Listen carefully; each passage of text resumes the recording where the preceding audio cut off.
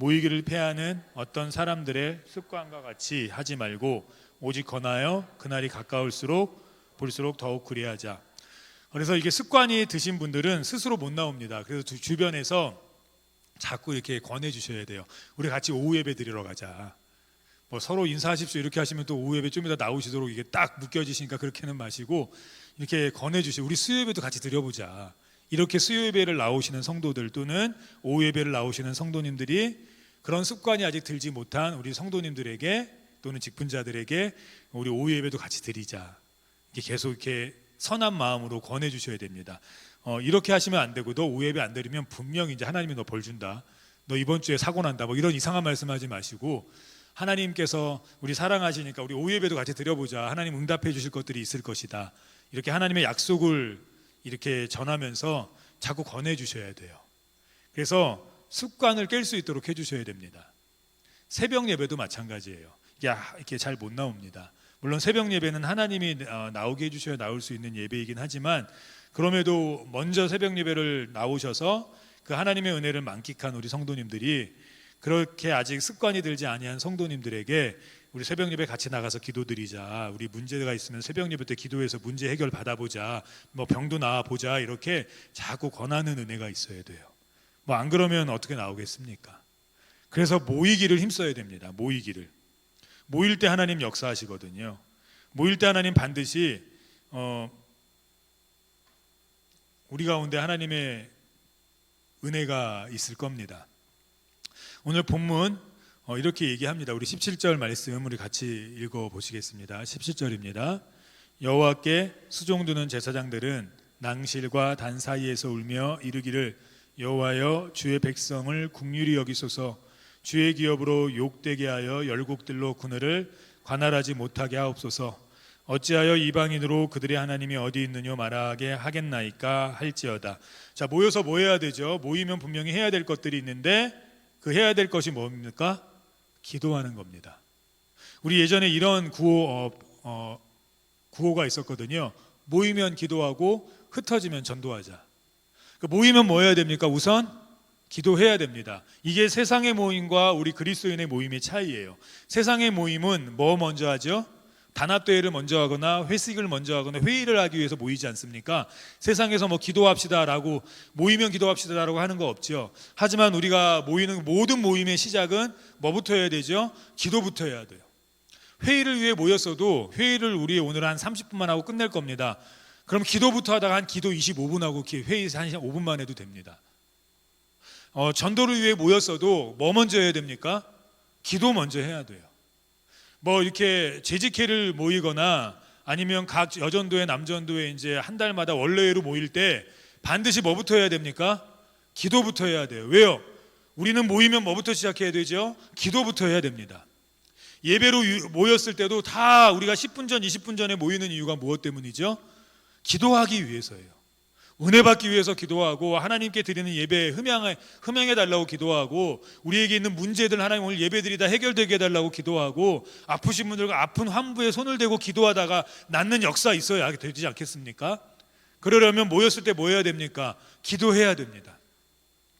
오늘 본문도 모여서 뭐 하라고 하시죠? 오늘 하나님이 모이기를 애쓰라라고 우리가 오늘 읽었던 이 요엘서의 앞부분에 살펴보지 않았습니까? 그럼 모여서 회식하는 거 아니고 모여서 불평하는 거 아니고 모여서 문제 해결을 위해서 어떤 회의하는 것 아니라 그보다 앞서 함께 회식하는 것도 좋습니다. 단합을 위해서 좋죠. 함께 뭐 회의하는 거 좋습니다. 문제를 해결하기 위해서 회의하는 거 좋죠. 근데 그보다 앞서 우리 그리스도인들은 모였을 때 뭐 해야 하시죠? 기도해야 돼요.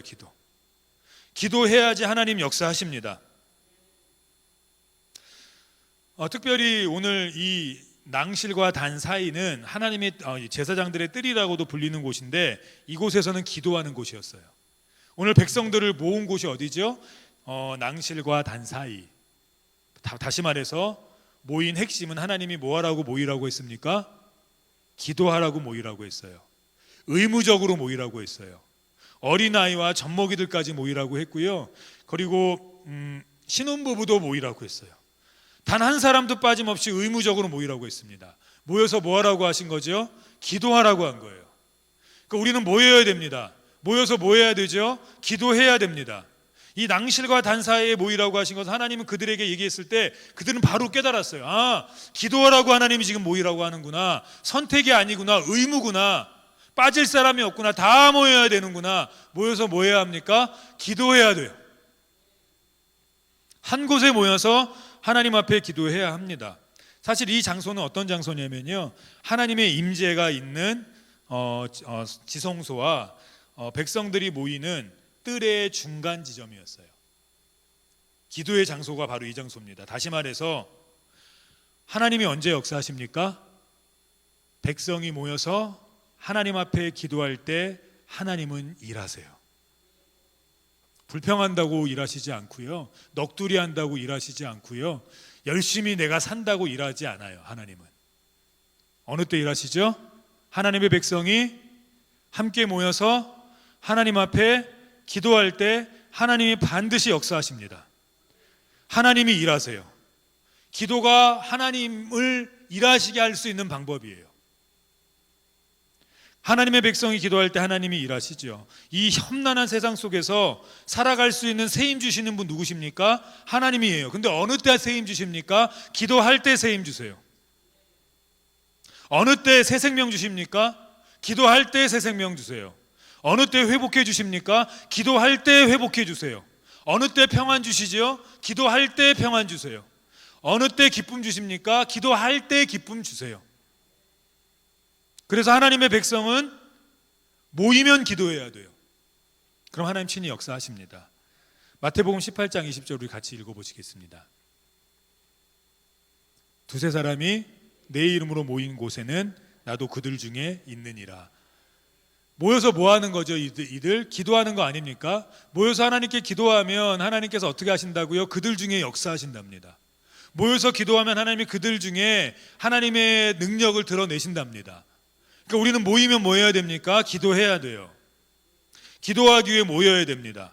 모여서 하나님께 부르짖으면 하나님이 역사하시는데 어떻게 역사하시죠? 사도행전 4장 31절 같이 읽어보시겠습니다. 빌기를 다음에 모인 곳이 진동하더니, 하나님께 기도하면 모인 곳에 혼자 있는 곳이 아니라 모인 곳이 어떻게 된다고요? 진동한다고요. 진동은 우리가 할 수 있는 것이 아닙니다. 물론 우리가 할 수 있는 진동이 하나 있습니다. 전화기에 진동 모드죠. 빌릴릴리 이런 진동이 아니고 땅이 흔들린다는 거예요. 근간을 하나님이 흔들어 주신다는 거예요. 어떤 근간을 흔들어 주십니까? 사도행전 16장 25절 26절 같이 한번 읽어보시겠습니다. 밤중이 되어 바울과 실라가 기도하고 하나님을 찬미하며 죄수들이 듣더라. 이에 호련히 큰 지진이 나서 옥토가 움직이고 문이 곧다 열리며 모든 사람의 매인 것이 다 벗어진지라. 이 진동이라는 건 큰 지진이 난 거예요. 우리를 묶고 있던 모든 것들을 하나님이 풀어주시는 겁니다. 우리를 묶고 있는 게 뭐죠? 우리의 힘으로 이렇게 헤어나올 수 없는 우리의 습관적인 죄들이 있을 수도 있습니다. 어떤 분들은 미워하고 안 미워해야 되는데 자꾸만 미움에 쌓이는 이 어떤 습관들, 어떤 분들은 게으름, 좀 부지런하고 싶은데 몸이 힘들고 여러 가지 이유 때문에 일어날 수 없는 그런 것들, 어떤 분들은 정욕과 음란. 요즘에 음란이 굉장히, 사탄이 음란을 통해서 사회를 흔들는 것 같은데 이것도 하나의 중독이거든요. 이거 사람의 힘으로 잘 못 벗어납니다. 그래서 이렇게 전자발찌 채우고 그러지 않습니까? 근데 전자발찌를 채워도 소용이 없어요. 또 불의를 탄 정욕이 일어나서 또 범죄를 짓고 한 사람의 평생을 망가뜨리거나 생명을 빼앗거나 이런 일들이 너무나 많이 벌어지는데 이게 사람의 힘으로 잘 안 돼요. 혹은 도박 중독. 이 도박은 도박에서 헤어나올 수 있는 방법은 이혼이라고도 얘기합니다. 그러니까 뭐 도박 걸린 그 상대편의 배우자를 얘기하는 거겠죠. 손을 자르면 발로 하고요, 발을 자르면 입으로 하고요, 입을 묶으면 눈으로 해요. 요즘에 눈으로 이렇게 해도 막 되지 않습니까? 이만큼 중독을 끊기가 힘들어요. 사람의 힘으로 안 됩니다. 이건 근간이 흔들려야 돼요. 나를 묶고 있는 어떤 경제적인 힘겸, 아무리 노력해도 이 경제적인 어려움에서 벗어날 수 없는 그러한 묶임, 질병인데 약을 먹어도 안 되고 그 어떤 것으로도 안 되는 이 질병의 문제, 이거 다 근간을 흔들어야 됩니다. 이거 누가 하실 수 있습니까? 하나님이 일하실 때 가능해요. 근데 하나님 언제 일하십니까? 모여서 기도할 때 하나님이 일하세요. 하나님 일하셔야 됩니다. 하나님 일하셔야 돼요. 근데 이 일하실 수 있는 방법은, 하나님이 근간을 흔드실 수 있는 방법은 어느 때이십니까? 기도할 때예요. 하나님 앞에. 바울과 신라가 모여서 기도했더니 하나님이 그들의 근간, 그들을 묶고 있던 모든 것들을 하나님이 흔들어서 열어주셨습니다. 풀어주셨어요. 이게 부흥이에요. 기도하면 우리의 삶을 묶고 있던 수많은 중독과 아픔들 하나님 반드시 풀어주십니다. 흔들어 풀어주세요. 기도해야 돼요. 사람의 힘으로 할 수 없는 것들은 어떻게 되겠습니까? 지난주 새벽에 우리 성도 새벽 예배 모이는 성도들이 새벽 예배 때 계속 기도했거든요. 태풍 하나님 안 오게 해주세요. 경로를 바꿔주세요. 혹시 오더라도 중간에 소멸되게 해주세요. 혹시 소멸되지 않더라도 피해가 적게 해주세요. 왜냐하면 이렇게 저는 우리 전 세계 기술이 너무 발전해서 혹시 그 태풍에 핵폭탄과 같은 그러한 것들을 터뜨리면 그들이 경로를 바꾸지 않을까, 이만큼 우리가 기술이 발전했는데 근데 못하더라고요. 그냥 할 수 있는 건 하나였어요. 국민들 스스로 대피하시고 준비하십시오. 이렇게 과학이 발전했는데, 이렇게 기술이 발전했는데 그런 자연재해 앞에 우리 사람이 할 수 있는 것은 단 하나도 없었습니다.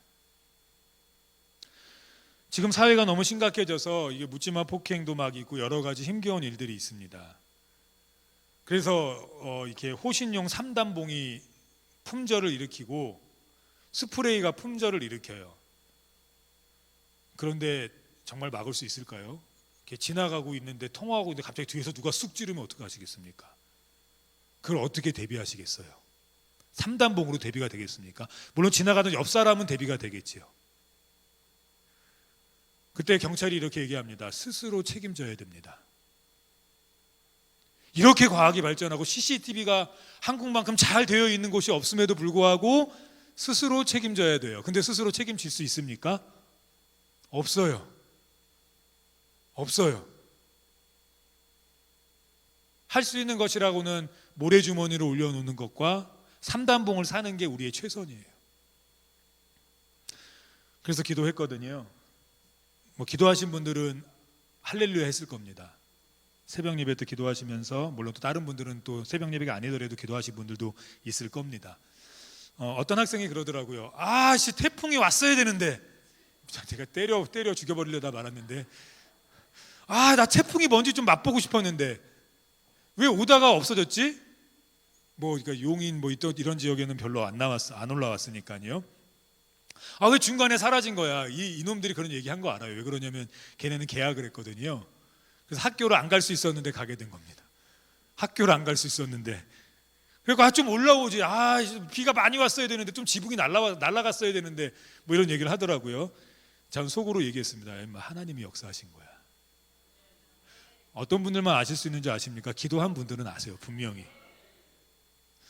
저도 하나님께 계속 기도했거든요. 하나님 좀 없애주시던지. 근데 하나님이 없애주실 것 같지는 않더라고요.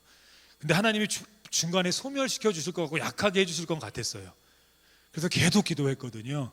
아니다라가 남부에서 조금 어려움이 있었고 힘겨움이 있었지만 장마 때보다 그렇게 큰 타격은 없었던 것 같아요. 제가 특별히 더 왜 기도를 계속 날씨를 보면서 왜 더 기도를 했냐면, 그것을 겪었던 일본의 전문가가 방기석이라는 K웨더 센터장이 이런 추측을 했더라고요. 일본보다 한국이 훨씬 더 큰 피해를 입을 것이다. 왜냐하면 내륙으로 관통하는 태풍은 지금까지 없었다. 그래서 우리 일본도 정말 이렇게 큰 피해를 당했는데 한국은 그 이상일 거다. 근데 아니었네요. 우리는 못해요. 속수무책이에요. 근데 하나님은 하세요. 모여서 기도하면 근간을 하나님이 흔드십니다. 근간을 하나님이 풀어내세요. 그래서 습관대로 하면 안 되고 모여야 돼요. 모이면 기도하셔야 돼요. 오늘 본문이 이것을 분명하게 설명하거든요. 이 낭실과 단사이라는 것이 바로 기도의 장소였습니다. 하나님이 다 모여, 의무적으로 모여, 새 신부 새 신랑도 모여, 젖먹이도 모여, 다 모여서 기도해라고 오늘 하나님은 말씀하십니다. 이 낭실과 단사이, 우리 17절 다시 한번 읽어보시겠습니다. 여호와께 수종드는 제사장들은 낭실과 단사이에서 울며 이르기를 주 여호와여 긍휼히 여기소서. 여기까지만 읽겠습니다. 이 낭실과 단사이, 다시 말해서 하나님과 백성을 연결하는 자리예요. 하나님이 세상을 위해서는 일하시지 않습니다. 우리를 위해서는 일하세요. 하지만 세상은 관계가 없어요. 그래서 세상이 그렇게 되든 말든 하나님은 별 관심이 없으실 수도 있습니다.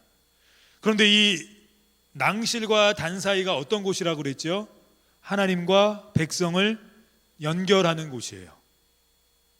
하나님의 백성이 하나님께 울부짖으면 하나님이 세상을 구원하십니다.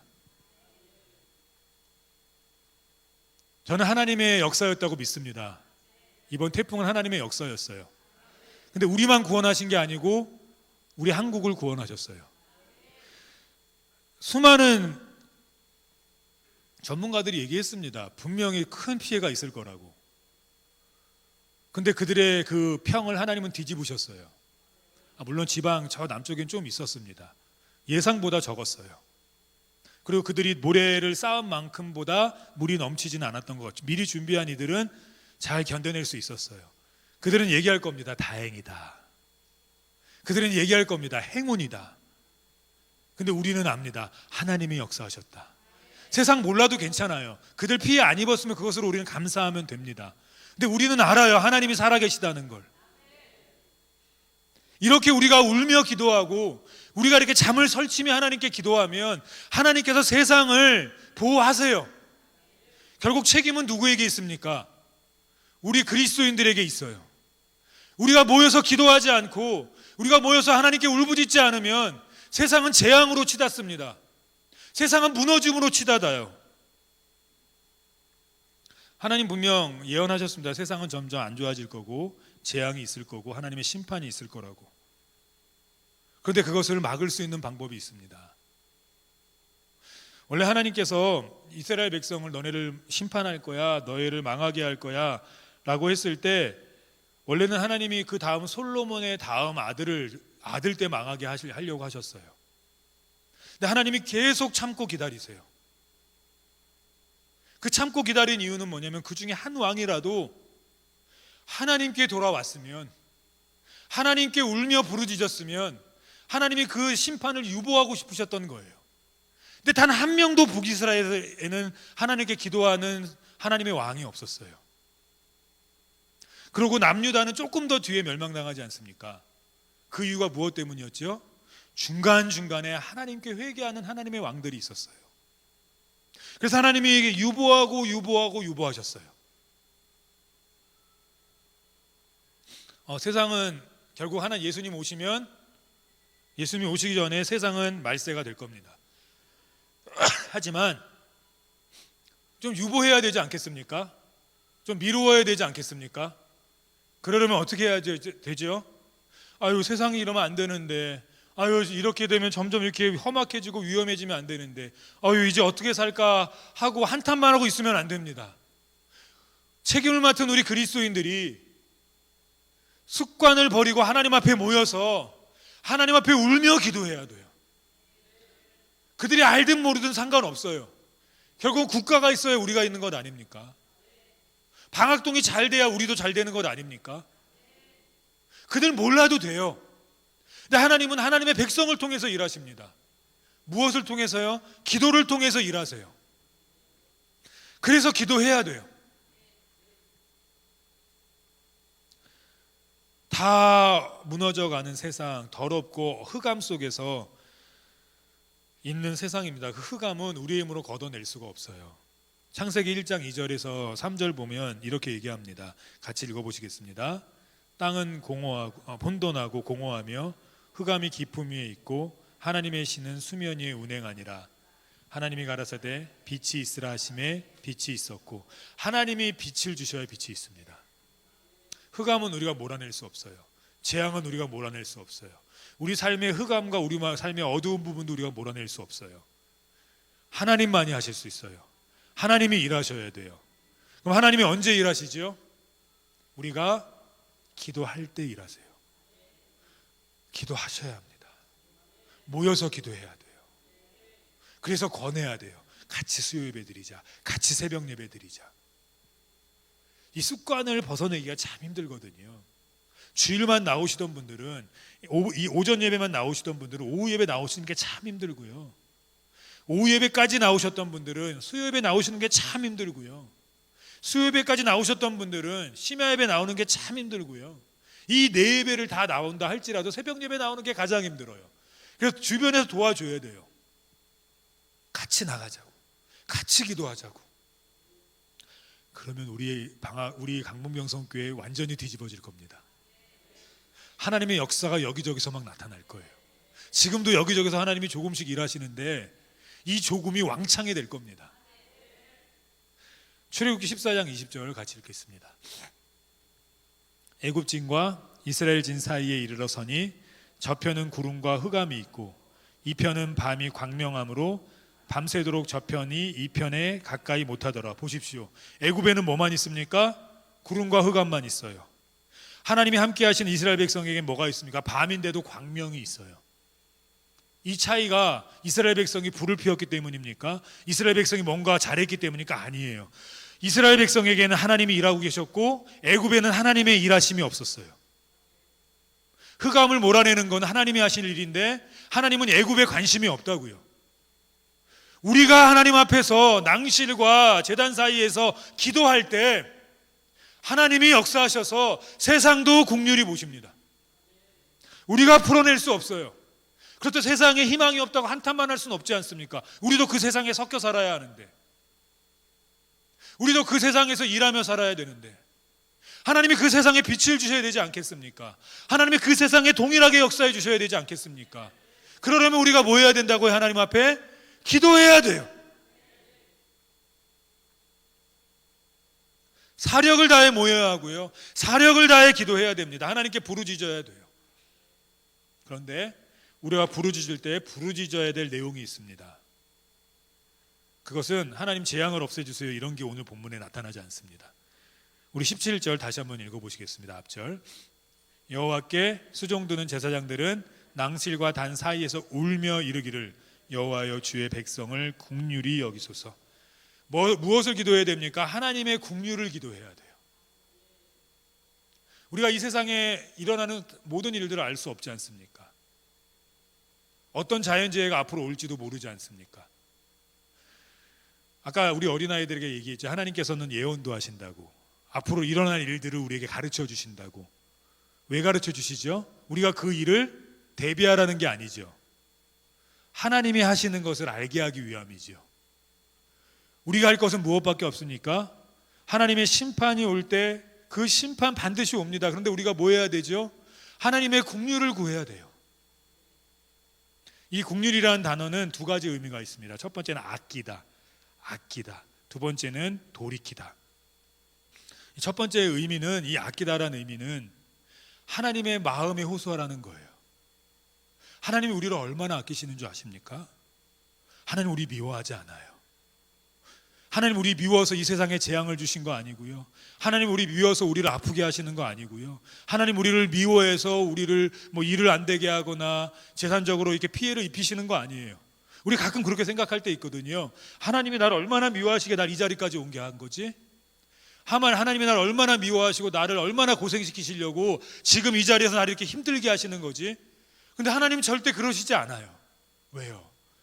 하나님이 예수 그리스도를 이 땅에 보내주시기까지 우리를 사랑하세요. 이 사랑과 견줄 마음은 없어요.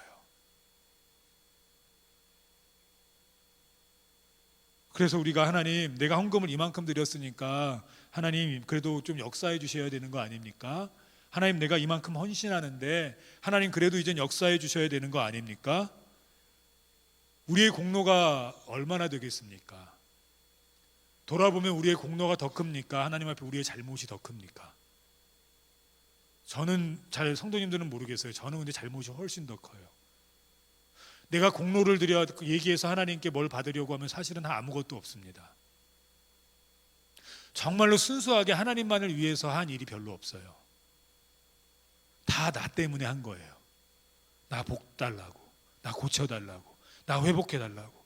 심지어는 이 부흥까지도, 부흥을 기도하는 것도 이제 내가 목사가 됐으니까 내 체면 좀 살려달라고 하는 기도일 수도 있습니다. 우리가 공로가 얼마나 됩니까? 내가 하나님 앞에 한 일이 얼마나 됩니까? 우리 하나님의 마음을 붙들고 기도해야 돼요. 하나님, 날 아끼시는 하나님, 날 사랑하시는 하나님, 나를 살려주시고 우리 교회를 살려주시고 우리 나라를 살려주십시오. 우리 나라를 사랑하시는 하나님, 우리 교회를 사랑하시는 하나님, 나를 사랑하시는 하나님, 죽기까지 나를 사랑하신 하나님. 이게 훨씬 안전하지 않겠습니까? 우리 옛날에 기도할 때 우리 성도님들 이렇게 많이들 기도하셨어요. 그래서 이게 후렴구처럼 기도의 마지막에 등장했어요. 아무 공로 없으나 예수님의 이름으로 기도합니다. 맞아요. 우리 아무 공로 없어요. 우리가 의지할 거는 그 하나님의 마음, 하나님의 그 사랑밖에 없습니다.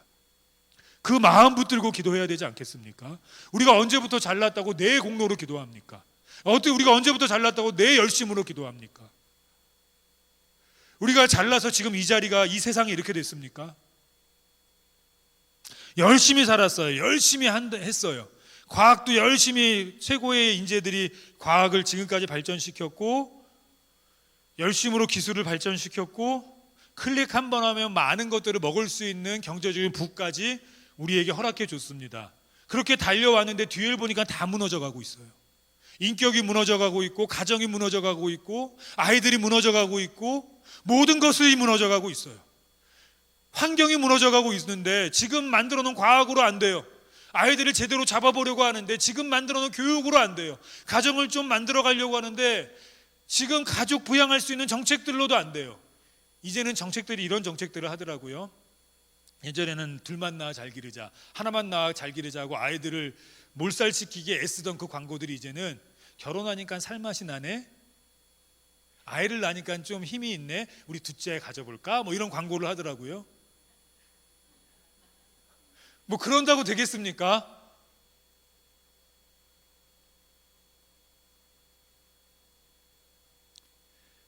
우리가 한 게 지금 이 정도예요. 애썼는데 뒤돌아보니까 다 망가져 있어요. 하나님 우리를 불쌍히 여겨 주십시오. 하나님 우리를 살려 주십시오. 그 하나님의 긍휼을 구해야 돼요. 하나님의 긍휼. 두 번째 의미는 돌이키라는 겁니다. 하나님 돌이켜 주십시오. 이제 하나님이 통치해 주십시오. 저는 돈만 많으면 행복할 줄 알았습니다. 저는 사회가 강해지면 행복할 줄 알았습니다. 그런데 아닙니다. 하나님이 통치해 주셔야, 하나님이 관할해 주셔야 우리가 삽니다. 17절 후반절을 보면 이렇게 얘기합니다. 같이 읽겠습니다. 주의 기업으로 욕되게 하여 열국들로 그들을 관할하지 못하게 하옵소서. 이제 깨달은 거예요. 돈이 많으면 될 줄 알았고, 과학이 발전하면 될 줄 알았는데, 기술이 엄청나게 좋아지면 될 줄 알았는데 아닌 겁니다. 돈이 내 인생을 관할하게 했었고, 기술이 내 인생을 관할하게 했었고, 과학이 내 삶을 관할하게 하고 우리 나라를 관할하게 했는데 희망이 없어요. 하나님이 돌이켜 주셔서 하나님이 관할해 주셔야 합니다. 내 가정을 하나님이 관할해 주셔야 하고, 우리 교회를 하나님이 관할해 주셔야 돼요.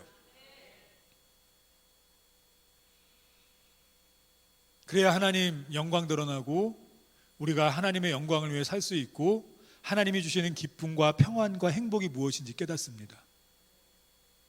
하나님이 관할해 주셔야지요. 교회가 하나님이 이끄시는 것으로 움직여야 되지 않겠습니까? 돈이 조금은 없어도, 힘이 조금은 없어도, 잘난 사람이 없어도, 주인이 많아도 하나님이 통치하는 교회가 되어야 되지 않겠습니까? 세상 사람들이 자기가 잘났다고 통치하는 것처럼 생각해도, 세상 사람들이 자기가 똑똑해서 과학이 이만큼 발전한 것처럼 생각해도 보이지 않는 하나님의 관할하심이 있어야 되지 않겠습니까? 그래야 안정되지 않겠습니까? 오늘 이스라엘 백성에게 하나님이 요구하신 기도는 이 기도였어요. 돌이켜라, 돌이켜라. 하나님 돌이켜 주시옵소서. 하나님 마음을 돌이켜 주시옵소서. 하나님 우리 사랑하시지 않습니까? 하나님 우리 아끼시지 않습니까? 이 기도할 때 하나님 바로 역사하십니다. 우리 18절 같이 읽겠습니다. 그때 여호와께서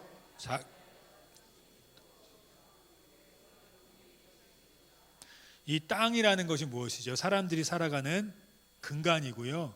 이 땅은 사실은 구약시대의 땅은 부와 어떤 행복과 평안을 의미합니다. 그런데 이 모든 것 누가 하신다고 하십니까? 하나님이 하세요. 과학도 발전할수록 좀 행복해져야 되지 않겠습니까? 자꾸 이렇게 무서워지면 안 되지 않겠습니까? 하나님이 관할해 주시면 돼요. 하나님이 역사해 주시면 돼요. 하나님이 땅을 위해서, 과학을 위해서, 우리가 버는 돈을 위해서, 우리의 가정을 위해서, 부부관계를 위해서, 자녀를 위해서 하나님이 관할해 주시면 돼요. 하나님의 역사밖에 이제 희망이 없습니다. 그 땅을 위해서 하나님의 중심이 어떻게 되신다고 하죠? 뜨거워진대요.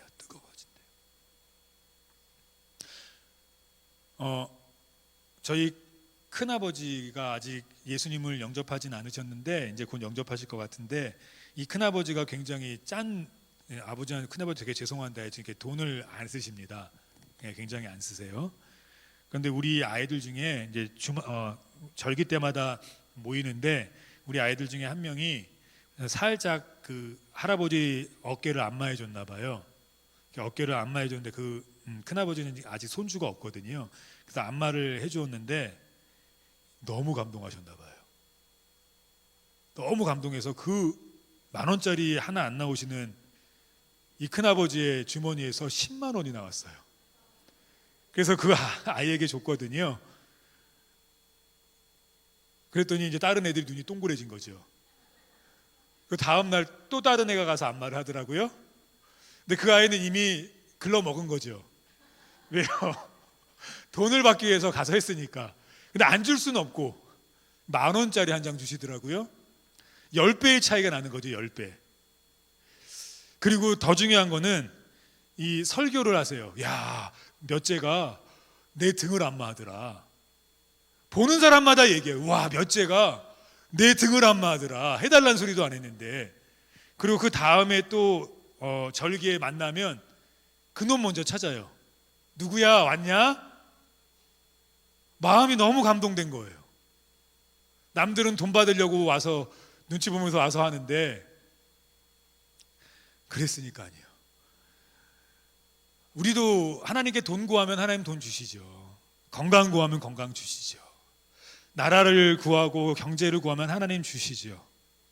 어떤 일이든 하나님께서 안 주시겠습니까? 그런데 하나님, 나는 주님만 원합니다. 다른 거 필요 없습니다. 주님이 내게 계시면 됩니다. 주님 한 분만으로 만족합니다. 이 기도를 오늘 이스라엘 백성이 드린 거거든요. 하나님이 완전 감동하신 거예요.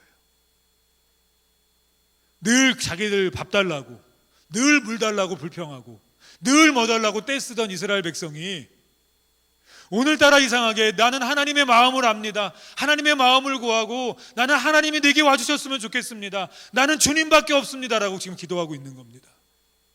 이 말에 하나님이 완전 감동하셨어요. 이걸 다른 말로 중심이 뜨거우셔서, 하나님의 중심이 너무 뜨거운 거예요. 너무 감동하신 거예요. 얘가 돈을 안 구하고 날 구하네? 건강을 안 구하고 날 구하네?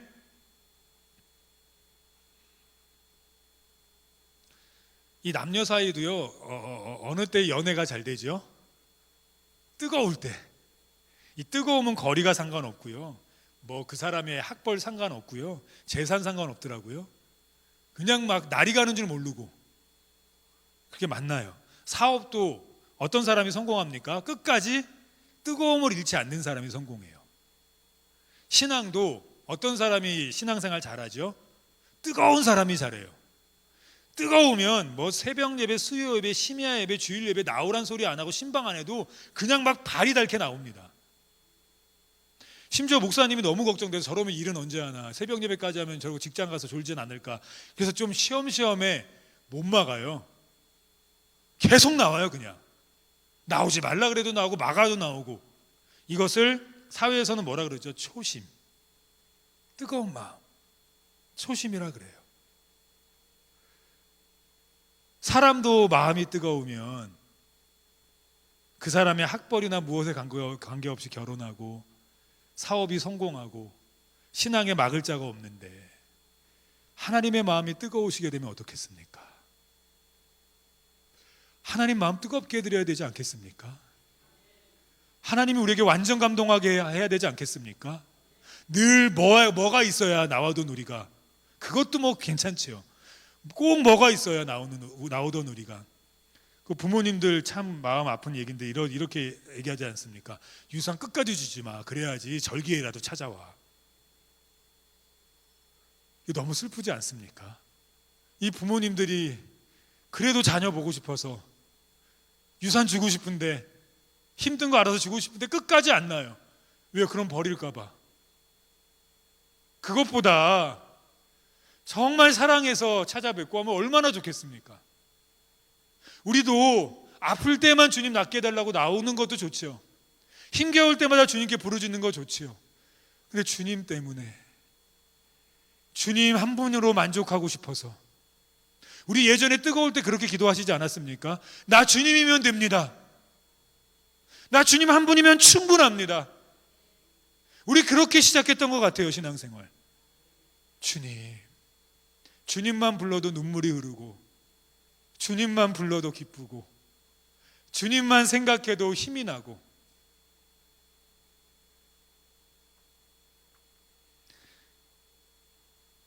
이 마음 때문에 하나님이 뜨거워지셨어요.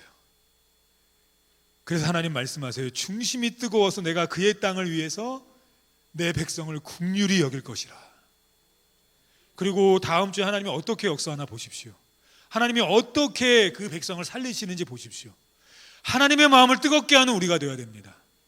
하나님의 마음을 뜨겁게, 습관을 버리고 모이기를 힘쓰고, 모이면 기도하고, 기도할 때는 하나님만 부르짖고, 하나님의 마음, 하나님의 부르짖음, 하나님의 돌이킴. 저는 이 기도가 우리 강북명성교회 넘치는 귀한 은혜의 길을 주님의 이름으로 축원합니다. 우리 이 시간 찬송 부르시고 우리 같이 기도할 때에 하나님 주님만 구하게 해주십시오. 나 옛날엔 하나님만 구했었는데, 하나님만 있으면 좋겠는데. 우리 이런 기도 우리 하나님께 우리 드렸으면 좋겠습니다. 우리 다 같이 우리 찬양하시겠습니다.